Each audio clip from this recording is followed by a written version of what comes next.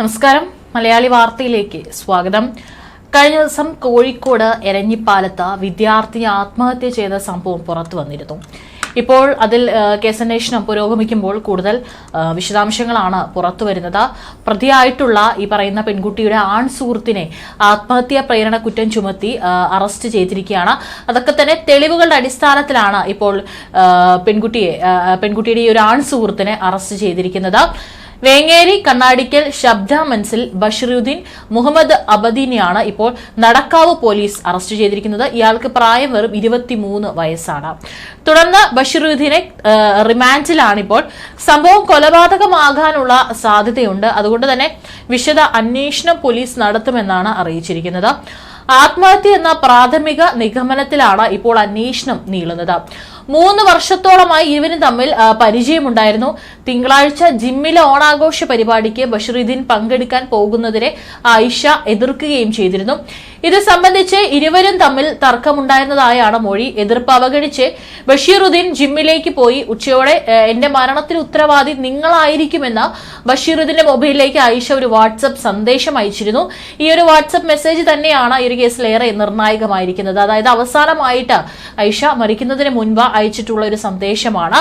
കഴിഞ്ഞ ദിവസമാണ് എരഞ്ഞിപ്പാലത്തെ ബഷീറുദ്ദീന്റെ വീട്ടിൽ വടക്കല്ലൂർ ആശാരിക്കൽ അൽ മുറാസ് ഹൌസിൽ ഐഷ റഷ തൂങ്ങി മരിച്ചത്. 21 വയസ്സ് മാത്രമാണ് ഈ ഒരു പെൺകുട്ടിക്ക് പ്രായം എന്നുള്ളത് ഓർക്കണം. മാത്രമല്ല ഈ പെൺകുട്ടി ഈ പറയുന്ന അൺസുഹൃത്തിന്റെ വീട്ടിലേക്ക്, അതായത് നാട്ടിലേക്ക് എത്തിയതായിട്ടുള്ള കാര്യം പെൺകുട്ടിയുടെ വീട്ടുകാർക്കോ സുഹൃത്തുക്കൾക്കോ ഒന്നും തന്നെ അറിയില്ലായിരുന്നു. കഴിഞ്ഞ കുറച്ച് ദിവസങ്ങളായി പെൺകുട്ടി ഈ അൺസുഹൃത്തിന്റെ വാടകയ്ക്കുള്ള വീട്ടിലാണ് താമസിച്ചിരുന്നത് എന്ന് പറയുന്നുണ്ട്. പക്ഷേ അതൊക്കെ തന്നെ മരണവാർത്ത, ഐഷയുടെ ആത്മഹത്യാ വാർത്ത പുറത്തു വന്നതിന് പിന്നാലെയാണ് അറിഞ്ഞത്. മംഗളൂരു ശ്രീദേവി കോളേജിലെ 3ാം വർഷ വിദ്യാർത്ഥിയായ ഐഷ റഷയെ ബഷീറുദ്ദീൻ തന്നെയാണ് സ്വകാര്യ ആശുപത്രിയിൽ എത്തിച്ചത്. മരണത്തിൽ ദുരൂഹത ആരോപിച്ച് യുവതിയുടെ ബന്ധുക്കൾ പോലീസിൽ പരാതി നൽകിയിരുന്നു. ബഷീറുദ്ദീൻ ആശുപത്രിയിൽ എത്തിയ സമയം പേര് മുബഷീർ എന്നാണ് പറഞ്ഞതെന്ന് സൂചനയുണ്ട്. അതായത് ആശുപത്രിയിൽ അഡ്മിറ്റ് ചെയ്യാൻ എത്തുന്ന സമയത്തും പേര് മാറ്റിയാണ് ഇയാൾ പറഞ്ഞിരിക്കുന്നത്. അതും അവിടെ ഒരു കള്ളമാണ് പറഞ്ഞിരിക്കുന്നത്. മുബഷീറും വിദ്യാർത്ഥിനിയും ലിവിംഗ് റിലേഷനിലായിരുന്നു എന്നും കരുതുന്നുണ്ട്. മംഗലാപുരത്താണ് പെൺകുട്ടി പഠിക്കുന്നത്. ബിഫാം വിദ്യാർത്ഥിനിയാണ് ഐഷ. കുറച്ചു ദിവസം മുമ്പാണ് സുഹൃത്തായ ബഷീറുദ്ദീന്റെ എരഞ്ഞിപ്പാലത്തുള്ള വാടക വീട്ടിലെത്തിയതെന്നാണ് വിവരം. റഷ വീട്ടിലേക്ക് പോയിരുന്നില്ലെന്നാണ് ബന്ധുക്കൾ പറയുന്നത്. കോഴിക്കോട്ടെ ജിമ്മിൽ ട്രെയിനറായിരുന്ന ബഷീറുദ്ദീൻ യുവതിയെ ബ്ലാക്ക്മെയിൽ ചെയ്തിരുന്നതായും മർദ്ദിച്ചതായും സുഹൃത്തുക്കൾ പറയുന്നുണ്ട്. ഒരുപക്ഷെ ഇതേ തുടർന്നുള്ള ശാരീരികമായിട്ടുള്ള മാനസികമായിട്ടുള്ള പീഡനമാണോ എന്ന് അറിഞ്ഞുകൂടാ. എന്തായാലും ഇത് താങ്ങാനാവാതെയാണ് പെൺകുട്ടി ഇപ്പോൾ ആത്മഹത്യ ചെയ്തിരിക്കുന്നത് എന്നുള്ള സൂചനകളാണ് പുറത്തു വരുന്നത്. ഏതായാലും ഈ പറയുന്ന പ്രതി 23 വയസ്സ് മാത്രം പ്രായമുള്ള ബഷീറുദ്ദീനെ പോലീസ് കസ്റ്റഡിയിൽ എടുത്തിട്ടുണ്ട്. കൂടുതൽ ചോദ്യം ചെയ്യലിൽ നിന്ന് മാത്രമായിരിക്കും ഇയാൾ ഈ പെൺകുട്ടിയെ ഉപദ്രവിച്ചിട്ടുണ്ടോ, എന്താണ് ഈ ഒരു ആത്മഹത്യയിലേക്ക് നയിക്കാനുള്ള കാരണം എന്നതിനെ കുറിച്ചും കൂടുതൽ വ്യക്തത വരികയുള്ളൂ. ഏതായാലും യുവാവിന്റെ മൊബൈൽ ഫോണും ലാപ്ടോപ്പും കസ്റ്റഡിയിൽ എടുത്തിട്ടുണ്ട്. പ്രാഥമിക അന്വേഷണത്തിൽ യുവതിയുടെ ആത്മഹത്യക്ക് കാരണമായെന്ന് കണ്ടെത്തിയതിന് പിന്നാലെയാണ് അറസ്റ്റ് രേഖപ്പെടുത്തിയത്. ആയിഷയുടെ ആശുപത്രിയിൽ എത്തിച്ചപ്പോൾ ഭാര്യയാണെന്ന് ആശുപത്രി അധികൃതരോട് പറഞ്ഞ ഇയാൾ പിന്നീട് സുഹൃത്ത് എന്ന് പറഞ്ഞതായി ബന്ധുക്കൾ കുറ്റപ്പെടുത്തി. ആശുപത്രി അധികൃതർ വിവരം അറിയിച്ചത് പ്രകാരം നടക്കാവ് പോലീസ് ഇൻസ്പെക്ടർ എൻ പ്രജീഷാണ് ബഷീറുദ്ദീനെ കസ്റ്റഡിയിലെടുത്തത്.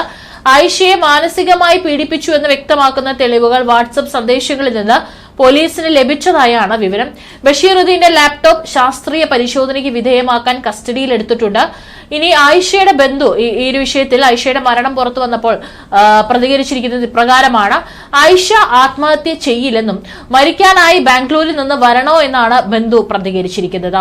എങ്ങനെയാണ് ബാംഗ്ലൂരിൽ പഠിക്കുന്ന വിദ്യാർത്ഥിനി ഇവിടെ എത്തിയത് എന്നതിൽ കുടുംബത്തിന് യാതൊരു വ്യക്തതയുമില്ല. കാരണം ഈ വീട്ടുകാർക്ക് ആർക്കും അറിയില്ലായിരുന്നു ആയിഷ ഇത്തരത്തിൽ നാട്ടിലെത്തിയിട്ടുണ്ട് എന്നുള്ള കാര്യം. ഓഗസ്റ്റ് 24 ഐഷ കോഴിക്കോട്ടേക്ക് വന്നെന്നാണ് ബന്ധു പറഞ്ഞത്. ഐഷ റഷയെ ആൺസുഹൃത്ത് ചിരവ കൊണ്ട് അടിച്ചതായും സുഹൃത്ത് പറഞ്ഞിരുന്നതോ. അതായത് ഈ പെൺകുട്ടി ഇയാളുമായിട്ട് ബന്ധത്തിലുണ്ടായിരുന്ന കാലയളവിൽ അടക്കം തന്നെ പല കാരണങ്ങൾ കൊണ്ട് ഈ പെൺകുട്ടിക്ക് ഇത്തരത്തിലുള്ള ശാരീരികമായിട്ടുള്ള മാനസികമായിട്ടുള്ള പീഡനങ്ങൾ ഏറ്റുവാങ്ങേണ്ടി വന്നിട്ടുണ്ട്. അതുകൊണ്ടാണ് ഇത്തരത്തിൽ ഒരു തവണ ചിരവ കൊണ്ട് അടിച്ച വിവരം എങ്ങനെയോ സുഹൃത്തുക്കൾ വഴി ഐഷ ഇത് സുഹൃത്തുക്കളോട് പങ്കുവെച്ചിരുന്നു. അതുകൊണ്ടാണ് അവർ ഇപ്പോൾ ഐഷയുടെ മരണം അറിഞ്ഞപ്പോൾ അതിനെക്കുറിച്ച് സംസാരിച്ചത്. ഐഷ മരിക്കുന്നതിന് കുറച്ചു മുമ്പ് തന്റെ ഭാര്യയ്ക്ക് മെസ്സേജ് അയച്ചതായും ഈ പ്രതികരിച്ചിട്ടുള്ള ബന്ധു പറഞ്ഞു. പിന്നീട് 4 മണിക്കൂറോളം ഇൻസ്റ്റഗ്രാമിൽ ആക്റ്റീവുമായിരുന്നു.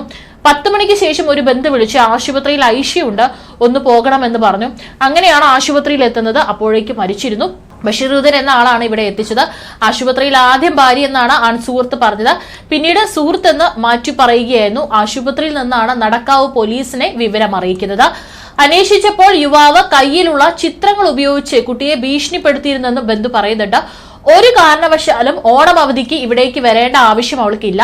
ഒരാഴ്ചയായിട്ട് കോഴിക്കോട് ഉണ്ടെന്ന് കേൾക്കുന്നു. എന്നാൽ അത് എത്രത്തോളം ശരിയാണെന്ന് അറിയില്ല. അടിമുടി ദുരൂഹതയാണ് ഈ മരണത്തിലുള്ളത്. അതുകൊണ്ട് തന്നെ സമഗ്ര അന്വേഷണം വേണം. യഥാർത്ഥ കാരണം എന്തെന്ന് കണ്ടെത്തണമെന്ന് ബന്ധു പറഞ്ഞിട്ടുണ്ട്. പെൺകുട്ടിയെ സുഹൃത്ത് ബഷീറുദ്ദീൻ ശാരീരികമായി ഉപദ്രവിച്ചു എന്നാണ് പെൺകുട്ടിയുടെ സുഹൃത്തുക്കളുടെ മൊഴി. വീട്ടുപകരണങ്ങൾ കൊണ്ട് കാൽമുട്ടുകൾക്ക് അടിച്ചെന്നും ചാർജർ കേബിൾ ഉപയോഗിച്ച് ഉപദ്രവിച്ചിരുന്നെന്ന് മൊഴിയുണ്ട്. ഏതായാലും ഇത്തരത്തിലുള്ള കഴിഞ്ഞ കുറച്ച് ദിവസങ്ങൾക്ക് മുമ്പ് കൊല്ലത്ത് കഴിഞ്ഞ മാസങ്ങളിൽ 2 പെൺകുട്ടികളാണ് ഇത്തരത്തിൽ കല്യാണശേഷം ഭർത്താവിന്റെ പീഡനം സഹിക്കാൻ വയ്യാതെ, മാനസികമായിട്ടും ശാരീരികമായിട്ടുള്ള പീഡനം സഹിക്കാൻ വയ്യാതെ ആത്മഹത്യ തെരഞ്ഞെടുത്തത്. അതും 2 പെൺകുട്ടികളും കൊല്ലം സ്വദേശിനികളാണ്.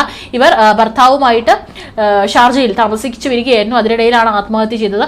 അതിൽ ഒരു പെൺകുട്ടിയെ ഈ ഭർത്താവ് ക്രൂരമായി മർദ്ദിക്കുന്നതിന്റെയും അല്ലെങ്കിൽ ആ പെൺകുട്ടിയെ അസഭ്യം പറയുന്നതിന്റെയൊക്കെ ഒരു വീഡിയോ കഴിഞ്ഞ ദിവസമാണ് പുറത്തു വന്നത്. ഇത്തരത്തിലുള്ള സംഭവങ്ങൾ നമ്മൾ കേരളത്തിൽ ആവർത്തിച്ചുകൊണ്ടേയിരിക്കുകയാണ്. ഈ പ്രണയിക്കാത്തവരോ അല്ലെങ്കിൽ പ്രണയിച്ചിട്ട് കല്യാണം കഴിച്ച് ജീവിക്കുന്നവരൊക്കെ ധാരാളമായിട്ടുണ്ട്. പക്ഷേ എങ്ങനെയാണെന്ന് അറിയില്ല, പെൺകുട്ടികൾ ഇത്തരത്തിലുള്ള ടോക്സിക് ആയിട്ടുള്ള റിലേഷൻഷിപ്പിൽ ചെന്ന് ചാടുകയാണ്. അവർക്ക് റിലേഷൻ വേണ്ട എന്ന് വെക്കാനുള്ള ധൈര്യം ഇല്ലാതെയായിരിക്കുന്നു. അതിനുശേഷം ഒരുപക്ഷെ അത് റിലേഷൻ വേണ്ടാന്ന് വെച്ച് കഴിഞ്ഞാലും ഈ പറയുന്ന ഓപ്പോസിറ്റ് നിൽക്കുന്ന ആളുകളിൽ നിന്ന് മർദ്ദനം ഏറ്റുവാങ്ങേണ്ടി വരും. അവൻ കൊല്ലുമോ എന്നുള്ള ഒരു ഭയത്തിലും കൂടി ജീവിക്കേണ്ട സിറ്റുവേഷൻ ആണ് ഇന്നുള്ളത്. അത് മാത്രമല്ല, പെൺകുട്ടികൾക്ക് അത്രയേറെ ഒരു മാനസിക ശക്തി ഇല്ലാതെയായിരിക്കുന്നു. അതുകൊണ്ടാണ് ഇത്തരത്തിലുള്ള ഒരു ശാരീരിക പീഡനം കിട്ടുമ്പോൾ തിരിച്ച് അതിനുള്ള നല്ല മറുപടി പറയുക. അതിനുശേഷം ഇറങ്ങി പോകാനുള്ള ധൈര്യമില്ല. എന്തിനാണ് ഇവരിങ്ങനെ ആത്മഹത്യയുടെ ഒരു വഴി തിരഞ്ഞെടുക്കുന്നത് എന്നറിയില്ല. ഇത്രയും കാലം നമ്മളെ വളർത്തി വലുതാക്കിയ അച്ഛനും അമ്മയ്ക്കും സഹോദരനും സഹോദരിക്കൊക്കെ തന്നെ അവർക്ക് മാത്രമാണ് നഷ്ടപ്പെടാനുള്ളത്, അല്ലെങ്കിൽ സ്വന്തം ജീവൻ മാത്രമാണ് നഷ്ടപ്പെടാനുള്ളത്. ഈ പറയുന്ന പ്രതികളൊക്കെ തന്നെ കുറച്ചു കാലം ശിക്ഷയൊക്കെ കഴിഞ്ഞ് ജയിലിൽ കിടക്കും. അത് കഴിഞ്ഞ് അവർ പുറത്തിറങ്ങി അവരിവിടെ സുഖിച്ച് തന്നെ ജീവിക്കും. അപ്പോൾ ദയവ് ചെയ്ത് ഇത്തരത്തിലുള്ള ബാലിശമായിട്ടുള്ള തീരുമാനങ്ങൾ എടുക്കാതിരിക്കുക. സ്ട്രോങ് ആയി തന്നെ കാര്യങ്ങൾ മുന്നോട്ട് പോവുക. എന്തെങ്കിലും ഉണ്ടെങ്കിൽ അതിൽ നിന്ന് ഇറങ്ങിപ്പോരാനുള്ള ധൈര്യം കൂടി പെൺകുട്ടികൾ കാണിക്കേണ്ടിയിരിക്കുന്നു, പ്രത്യേകിച്ച് ഇന്നത്തെ ഒരു കാലഘട്ടത്തിൽ.